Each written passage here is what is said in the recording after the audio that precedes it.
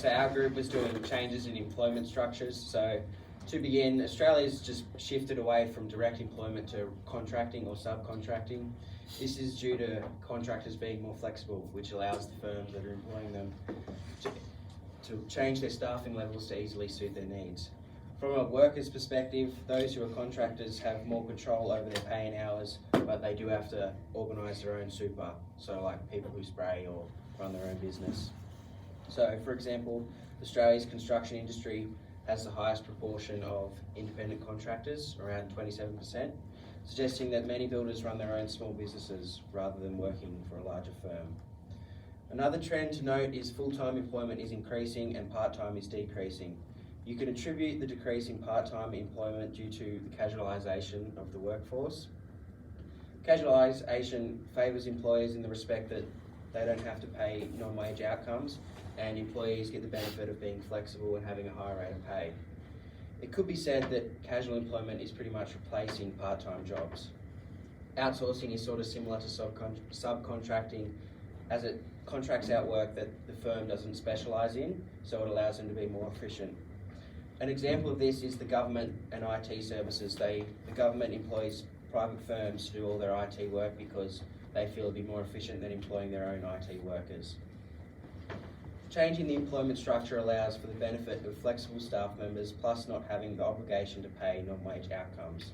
A downside of this, however, is the loss of staff loyalty, which means that long service leave and other long-term entitlements for employees could disappear, but many of them have already disappeared due to enterprise bargaining anyway.